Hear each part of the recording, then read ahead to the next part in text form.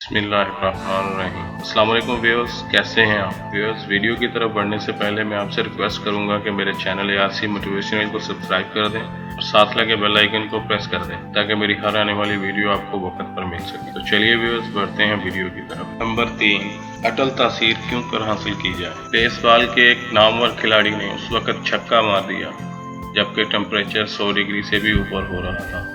नतीजा ये हुआ कि उसका कई पाउंड वजन घट गया। एक वक्त था जब उसका खेल ज़वाल पजीर था और वो लीग में अपनी जगह बरकरार रखने की जद्दोजहद कर रहा था। उसने इंजील मुक़द्दस की एक आयत को याद किया, वो लोग जो खुदा पर भरोसा रखते हैं यकीनन अपनी ताकत को दोबारा हासिल कर लेंगे। वो शाहीन की तरह एक बाजू पर उड़ते हुए जाएंगे मगर ज़रा इत्मीनान से, और वो यकीनन कामयाबी से हमकिनार होंगे। इस खिलाड़ी का नाम फ्रैंक हिलर था। उसने मुझे बताया कि जब वो इस आयत को पढ़ रहा था तो अचानक इसे अपने आप में एक ख़ास क़ुव्वत उभरती हुई महसूस हुई और वो अपनी टीम को मैच जितवाने में कामयाब हो गया। उसने मज़ीद इस तजर्बे का इजहार करते हुए कहा, मेरी दिमागी क़ुव्वत में एक अनजानी ताकत भर गई। जो कुछ हम सोचते हैं उसका फौरी असर हमारे जिस्म में नमूदार होता है। अगर आपका जिस्म कहता है कि आप थकावट का शिकार हैं तो जिस्म का पूरा निज़ाम इसे फ़ौरन मुतासर होगा।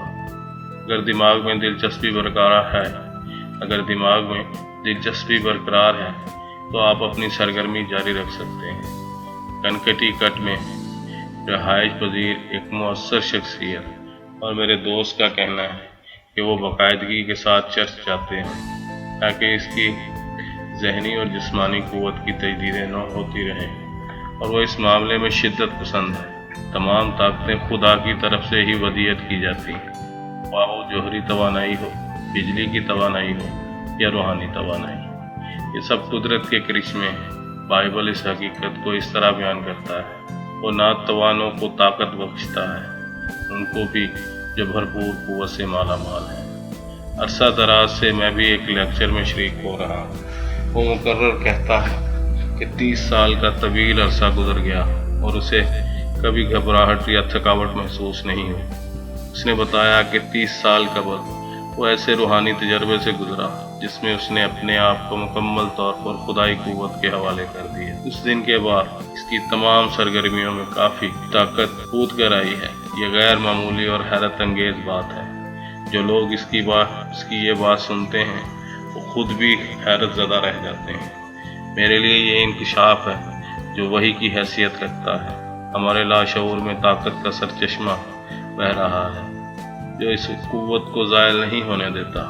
मैंने इन तमाम मसाइल पर खूब गौर ख़ौज़ किया है और इस नतीजे पर पहुंचा हूँ कि ईसाईयत साइंसी एतबार से इंसानी दिमाग और जिस्म को हर किस्म की ताकत मुसलसल फराहम कर रही है।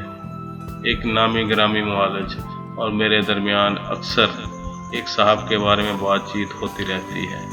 इन साहब पर बड़ी भारी जिम्मेदारियाँ आयद हैं और मुश्किल तरीन काम निभाना कंपनी ने इनको सौंप रखा है।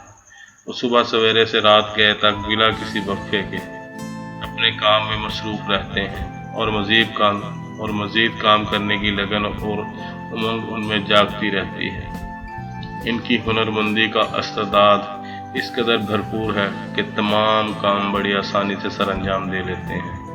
मैंने अपनी राय पेश करते हुए मुआलिज से कहा कि ये साहब अपने आप से ज़्यादती कर रहे हैं। इन्हें चाहिए कि एक एतदाल कायम रखें, वरना किसी वक्त अचानक इनकी हिम्मत जवाब दे जाएगी। मुआलिज ने नफ़ी में गर्दन हिलाते हुए कहा, मैं इसका पुराना मुआलिज हूँ। मेरे ख्याल में ऐसा होना मुश्किल है। वजह यह है कि वो एक बड़ा सुलझा हुआ आदमी है और हर काम मुनज़्ज़म अंदाज में करता है। इसकी ताकत और तवानाई ज़ाया नहीं हो रही है, बल्कि जितनी खर्च होती है उस कदर वो वापस भी आ जाती है। जो मशीन वो चलाता है वो नहायत अच्छी हालत में है और इसको मशीन के तमाम पुर्जों के बारे में सब कुछ मालूम है। वो इनको हर वक्त ठीक ठाक रखता है और किसी भी चीज़ पर गैर ज़रूरी दबाव नहीं है। वो अपनी और मशीन की क़ुव्वत इस कदर इस्तेमाल में लाता है जितनी की एक गुंजाइश होती है। आपने इसकी गैर फ़ानी क़ुव्वत को कैसे जांच लिया, मैंने पूछा। पोजीशन चंद लम्हे कुछ सोचता रहा। जवाब ये है कि वो भी अगरचे एक आम इंसान है, लेकिन ख़ास बात जो मुझे नज़र आई वो ये कि मज़हब पर सख्ती से कारबंद है। अपने मुताले से इसने ये सीखा है कि अपनी तवानाई को किस तरह संभाल कर रखना है। وہ بہت زیادہ مشقت نہیں کرتا مگر ہر کام قاعدے کے تحت کرتا ہے۔ اسے کوئی ذہنی کوفت اور پریشانی نہیں ہے۔ بدلتے ہوئے حالات میں لوگوں کو اندازہ ہوتا جا رہا ہے کہ روحانی اور مذہبی اقدار کا تحفظ خوشی اور انبساط حاصل کرنے کے لیے بے حد ضروری ہے۔ ہمارا جسم اس انداز اور تکوین سے بنایا گیا ہے کہ اس میں توانائی خود بخود پیدا ہوتی رہتی ہے اور طویل عرصے تک باقی رہتی ہے۔ اگر ضروری احتیاط برقرار رکھی جائے، یعنی متوازن غذا، نیند، ورزش کا خاص خیال رکھا جائے اور کوئی جسمانی لغزش نہ ہونے پائے، جسمانی قوت اور توانائی بحال رہے گی۔ اپنے آپ پر پوری توجہ دینا ضروری ہے اور اس کی تمام ضروریات کا بھی خیال رکھنا ہے۔ اور جب عمر کے تقاضے کی وجہ سے جاں بخش لوازمات میں کمی آ رہی ہے تو متبادل بندوبست کرنا ضروری ہوگا۔ مسز تھامس ایڈیسن سے میں اکثر ان کے شوہر کے اخلاق و عادات کے بارے میں معلومات کرتا رہتا ہوں۔ ایڈیسن صاحب دنیا کے مایہ ناز موجد اور ساحر ہیں۔ انہوں نے بتایا کہ مسٹر ایڈیسن اپنی لیبارٹری میں مصروف رہتے ہیں اور کئی گھنٹوں کے بعد گھر میں داخل ہوتے ہیں۔ آتے ہی وہ پرانے کوچ پریوں گر پڑتے ہیں جیسے کوئی بچہ آرام سے سو رہا ہو۔ 3 یا 4 گھنٹوں کے بعد جب وہ اٹھتے ہیں تو تازہ دم ہو چکے ہوتے ہیں اور پھر فوراً ہی اپنے کام میں مصروف ہو جاتے ہیں۔ ایک سوال کے جواب میں مسز ایڈیسن نے بتایا کہ وہ فطری مزاج رکھتے ہیں۔ مطلب یہ تھا کہ وہ مستقل خدا سے لو لگائے رکھتے ہیں۔ ان کی طبیعت میں کسی وہم، کشمکش یا بدنظمی کا کوئی گزر نہیں تھا۔ خوش مزاجی ان کا دستور تھی۔ وہ کبھی عدم استحکام کا شکار نہیں ہوتے تھے۔ جب تک نیند کا غلبہ نہ ہو جائے وہ کام میں مگن رہتے تھے۔ نیند پوری ہوتے ہی دوبارہ کام میں لگ جاتے تھے۔ وہ امریکہ کے بطلِ جلیل تھے اور جب تک زندہ رہے امریکہ کے گن گاتے رہے۔ انہوں نے یہ تمام قابلیت اور اہلیت محض اپنی ذاتی محنت سے حاصل کی۔ توانائی انہیں فطرت کی طرف سے ملتی رہی اور انہوں نے کائنات سے اپنا تعلق قائم رکھا۔ میں نے اپنی طویل زندگی میں اس بات کا خاص طور پر مشاہدہ کیا ہے کہ عمر یا حالات ہماری قوت حیات اور توانائی سلب کرنے پر قادر ہیں۔ ہمیں مذہب اور صحت کے درمیان ایک توازن قائم رکھنا چاہیے۔ یہ ایک ایسی بنیادی سچائی ہے جس کو کبھی نہیں بھولنا چاہیے۔ بائبل قدم قدم پر قوت حیات اور زندگی کی افزودگی کا راز سمجھانے کی کوشش کرتا ہے۔ یسوع مسیح نے اپنے خیالات کا نچوڑ اس طرح بیان کیا ہے: میں یہ دیکھنے کے لیے آیا ہوں کہ لوگ زندگی کیسے بسر کر رہے ہیں۔ میں نے اس میں مزید کشادگی اور فراوانی پیدا کرنی چاہیے۔ انہیں اس میں مزید کشادگی اور فراوانی پیدا کرنی چاہیے۔ اوپر بتائے گئے اصول پر سختی سے کاربند رہنے کی صورت میں آپ زندگی کا صحیح لطف اٹھا سکیں گے۔ دنیا کے پیچھے بھاگنے میں ہماری توانائی ضائع ہو رہی ہے، جس کا اثر ہماری شخصیت پر بھی پڑتا ہے اور اللہ کی طرف رغبت بھی ذرا ڈھیلی ہو جاتی ہے۔ وہ تمہارے اندر ہے اور تمہیں دیکھ رہا ہے۔ اگر دونوں میں چاہت برابر کی نہ ہوگی تو رفتہ رفتہ یہ رسی ٹوٹ بھی سکتی ہے۔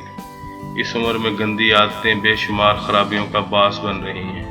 ایک دوست نے اپنے والد کے سخت رویے کی شکایت کرتے ہوئے کہا: بہت دن پہلے کی بات ہے، میرا ایک نوجوان دوست ملاقات کے لیے آیا اور ہم دونوں نشست گاہ میں بیٹھ گئے۔ ان دنوں وقت دادا جان کے زمانے کے بھاری بھرکم اور ہیبت ناک گھڑیال کے ذریعے جانچا جاتا تھا، جس کی آواز بھی دہشت ناک قسم کی تھی۔ ایسا لگتا کہ جیسے کہ وہ کہہ رہا ہو: وقت ہمارے پاس کافی ہے، کافی ہے اور کافی ہے۔ مگر آج کے دور میں کلاک نازک اندام قسم کے ہوتے ہیں، جن کا پنڈولم بھی نرم و نازک ہوتا ہے اور اس کے اندر سے آواز بھی بڑی مدھور اور شیریں قسم کی نکلتی ہے۔ گویا کہہ رہی ہو: وقت نہیں ہے، کام کرو کام۔ زمانہ تیز رفتار ہو چکا ہے اور یہی وجہ ہے کہ لوگ تھکاوٹ کا شکار ہوتے جا رہے ہیں۔ اس کا حل یہی ہے کہ اللہ کی طرف رجوع کر لیا جائے۔ ایک دن کہیں دور نکل کر زمین پر لیٹ جائیں، زمین سے اپنے کان لگا لیں اور غور سے آواز سننے کی کوشش کریں۔ آپ کو مختلف قسم کی آوازیں سنائی دیں گی: تیز ہوا کی سرگوشیاں، مختلف کیڑوں کی منمناہٹ، اور آپ جلد ہی محسوس کرنے لگیں گے کہ ان آوازوں میں ایک خاص رزم موجود ہے۔ یہ انداز شہر کے شور و غل میں آپ کو نہیں سنائی دے گی۔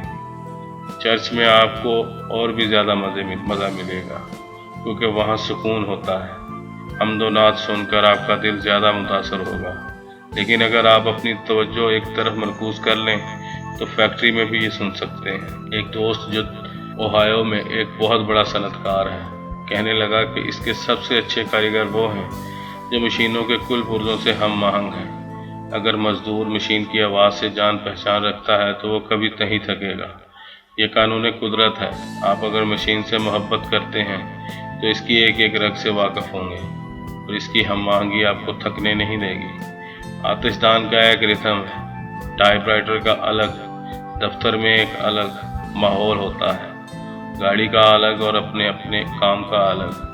چنانچہ اپنی اپنی جگہ پر آپ ہم آہنگی سے جڑے چلے جائیں گے اور یہ دلچسپی آپ کو تھکنے نہیں دے گی۔ جسمانی طور پر اپنے آپ کو ڈھیلا چھوڑ دو اور یہ دعا مانگو، اے اللہ آپ ہی تمام تر توانائی بخشنے والے ہیں، آپ ہی سورج کو اور ذرے کو توانائی بخشتے ہیں، ہر جگہ آپ ہیں۔ میرے جسم اور دماغ کے ایک ایک رگ میں وہی خون دوڑ رہا ہے جو آپ نے بخشا ہے۔ میرے جسم میں جو طاقت اور توانائی موجود ہے اس کا فائدہ میں آپ ہی کی مرضی سے اٹھا رہا ہوں۔ اور پھر تصور میں لے آؤ کہ لمحہ بلمحہ توانائی میں اضافہ ہوتا جا رہا ہے اور پورا دھیان اللہ کی طرف لگا دو۔ ایک ممتاز دانشور جو ایک دن میں 7 جگہ تقریریں کرتا ہے ابھی تک اپنی توانائیوں سے بھرپور ہے۔ اس میں راز کیا ہے کہ تم دن بھر 7 تقریریں کرتے ہو اور پھر بھی حشاش بشاش رہتے ہو؟ ایک دن میں نے پوچھا، اس لیے کہ میں پورے اعتماد سے تقریر کرتا ہوں اور ہر اس چیز کے بارے میں جانتا ہوں اور عمل کرتا ہوں جو کچھ کہ میں کہہ رہا ہوں۔